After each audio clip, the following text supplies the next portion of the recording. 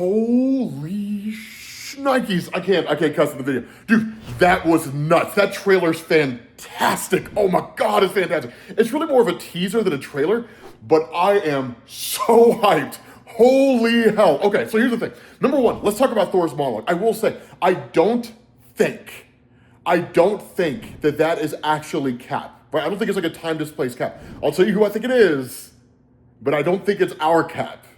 Right? Clearly it's not. He's younger. But I'll explain what I mean here in a second. Number one, let's talk about Thor's monologue. Jesus. Okay. I am so glad that we have old school Thor back. Comedic Thor was fine for what he was, and just like all of you, I say that now because we're getting the old Thor back, right? Like, if they had stuck with comedic Thor forever, you and I would still be saying that version of Thor sucks. But now that we're not getting that comedic version of Thor back anymore, now we don't mind him too much. Right now, we don't mind him too much. So, here's the thing. I love that we're getting serious Thor, but that monologue, okay? There's two things that I love about that monologue. Number one, Thor is just like high-key terrified of Doctor Doom, right? And that's one of the crazy things. He's like, I fought a lot of villains, which includes Thanos. I mean, he literally watched Thanos kill Loki in front of his face. And even in the face of all of that, like failing to go for the head and all that kind of stuff, being demoralized, getting fat, playing video games, right? What was that? Noob Master 69, whatever the hell his name was, having to put up with his bullshit. Like, at the end of the day, I'm sorry for cussing people. At the end of the day, he's still like, Doctor Doom scares me more than anyone that I've ever faced off against before. The other thing I loved about that monologue, you know what it reminded me of? It reminded me of Thor's speech from Infinity, from Jonathan Hickman's Avengers and New Avengers. Son. If you don't know who I'm talking about, Jesus, it's like one of the top 3 best Thor moments in history. The best Thor moment in history was when he had Mjolnir from, like, he had 2 versions of Mjolnir and the Necro Sword and attacked Gore with it. It was amazing. Dude, Jason Aaron's Thor God of Thunder was nuts. So the speech that I'm talking about in Infinity, right? There's this group called the Builders, and it was Jonathan Hickman trying to like retcon the origin of all creation with everything in the universe and so on and so forth. There is this point where the Builder War is being fought by the Avengers and like the empires of the universe. And make no mistake, the good guys are getting their asses kicked. Dude, the Builders are dope. Dude, the Builders are just like this overwhelming force. Dude, they're a plague just sweeping through all of creation, this unstoppable force. And so there comes this point where Captain America orchestrates a parlay between one of the Builders and Thor, right? And it's kind of funny because, like, what is it? I think it's Gladiator is talking to Captain America, and he's like, are you sure that we can negotiate this? And Captain America's like, I have no doubt. I sent my best negotiator. And Thor's the one who meets him, right? And so Ronan the Accuser is kind of like the intermediary between the Builder and Thor. And Ronan tells him, you're not going to need your weapons, right? So Thor says this prayer. Literally, the story is called a prayer, right? So Thor says this prayer. He holds Mjolnir, and it's something to the effect of like, Father, if I be worthy, see my heart or guide my heart and not just my hand. And so he takes Mjolnir and he throws it into the sky, right? And it just goes flying into space. It orbits the local sun, passes through, and comes back. So like the whole time the Builder's making this speech, this like Mjolnir is literally careening right back down to this world. Oh, and the Builder's tearing into Thor, right? He just like makes Thor get on his knees, and he's just like, your people are a blight on all of creation and all that kind of stuff. And so like Thor's like, well, what if I'm not just a man? And the Builder's like, what? And the hammer just comes, bam, passing like literally busts a hole right through this guy.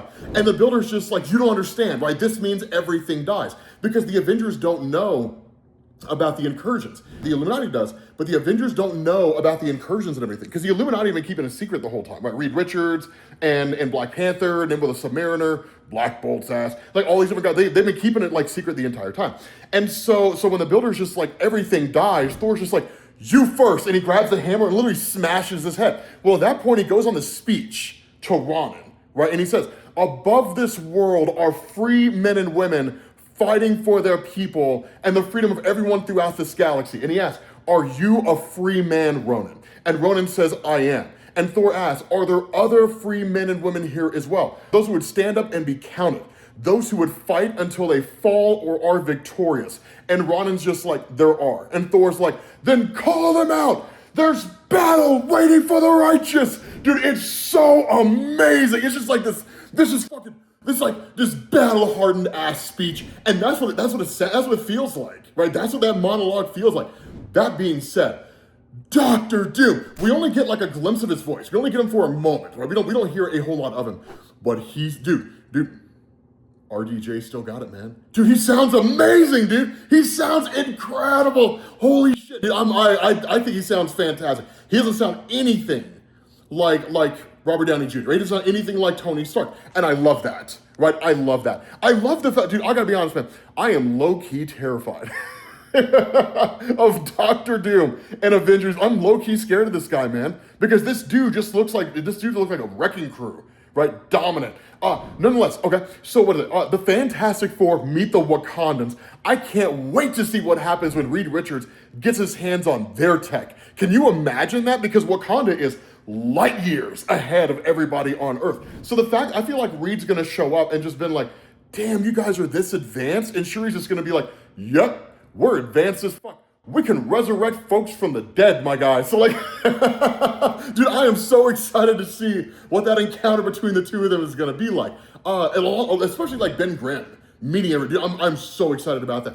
Holy cow. Shang-Chi versus Gambit. My guy. Dude, that's gonna be so amazing. Dude, it's gonna be so incredibly amazing. Shang-Chi versus Gambit. I feel like this is going to be like one of those highlight fights, like one of those standout fights. It's a conflict you would never expect to see. Gambit is a great fighter, but I mean, like Shang-Chi's the guy's next level, man. So I'm excited to see what they look like when they fight each other. What is it? Mystique turns into Yelena. Mystique looks cool, but I mean, she's a shapeshifter, whatever. So she looks very similar to the Mystique that we've seen before. It's all good. I will say this. Captain America at the end. I don't think that's our Cap. I don't think it's a time-displaced Captain America. He's like, hey, buddy. Like, I don't think that's our Captain America, right? You know what Captain America I think that is? And anyone who knows anything about my channel or knows anything about Marvel Comics immediately picked up on who that most likely is. You know who that most likely is? Steve-O. I bet that's Steve-O. I bet that's exactly who it is. That's Steve-O, right? Those are guys who don't know who Steve-O is. Steve-O is amazing, or he was until Marvel screwed him up. Steve-O is amazing. Steve-O is Hydra Cap, right? So there was a story in Marvel Comics called Secret Empire, written by Nick Spencer. It is, I think it's better than Ed Brubaker's Captain America run, to be honest with you guys. Right? And that says something. Because Brubaker's Captain America, that shit is the stuff of legend. My dog must be letting. That's the stuff of legend. Ed Brubaker's Captain America run is incredible. I think it's better than that, to be honest with you guys, right? Secret Empire was a story coming off the heels of another story called Avengers Standoff, where the Red Skull gets his hands on a cosmic cube and uses the cube to rewrite Steve Rogers' history so that it turns out Steve Rogers is actually a Hydra agent instead of like the Steve Rogers that we all know and love. Now, it's a cosmic cube, it's not a retcon, right? Literally, the cosmic cube rewrites reality. That's what the Red Skull uses it for. There's a point like on the battlefield, like Thor's defeated or whatever it is, and Steve-O picks up Thor's hammer. Dude, people were pissed. They were like, no. How can a bad guy lift the hammer? It's like, well, the inscription says, whosoever holds this hammer, if they be worthy, shall possess the power of Thor. The inscription does not say, whosoever holds this hammer, if they be a good guy, shall possess the power of Thor. No. The worthiness enchantment has nothing to do with being a good guy. And being worthy and being a good guy are not the same thing. Seemingly just means you have to believe in yourself, I guess, or believe in the righteousness of your cause. So like Steve Rogers picks it up, right? And so, dude, it's an amazing moment. Like it's an amazing moment in the story. That's who I think that is. Because rumors have been saying that what Doctor Doom is doing in Avengers Doomsday is traveling the multiverse and essentially building the Dark Avengers. Either people get recruited to his side or people die, and that's it. I have also heard that there is a hidden hand, right? Dennis Camp was talking about this. I won't spoil it because I don't know how true it is. If it turns out to be true, it's going to be huge. So I don't want to mention whether it's true or not because I don't want to potentially spoil it for myself or anybody else. But Dennis Camp was talking about this, and Dennis Camp was like, yes, there is a hidden hand. Doctor Doom is not acting alone in Avengers Doomsday. Now, whether that's true or whether he was just shining everybody on, I don't know. And the creme de la creme of the trailer, Thor fighting Doctor Doom. And dude, it's amazing the way this comes out. And I gotta be honest with you guys, I couldn't be the only one. I couldn't be the only one. Y'all remember that scene from Dragon Ball Z? I know I wasn't the only one. Y'all remember that scene from Dragon Ball Z when Trunks tried to show, or was it Goku was showing off how powerful he was, whatever it was? And Trunks like has a sword and he's like attacking Goku and Goku's just like blocking the sword with his finger. It was that shit, son. Thor comes crashing down with all the might of God. He's crackling with electricity and shit. Right, just comes crashing down. What does Dr. Doom say? Man, son, you better come strong. Bro, if ever there were a doubt that Dr. Doom is going to demolish everyone that has been laid to rest, my guy, yes, this is going to be amazing. But I gotta say, man, this trailer was incredible. I'm sure there's some stuff that I missed, to be honest with you guys, but the trailer looks incredible. I am very, very excited about this.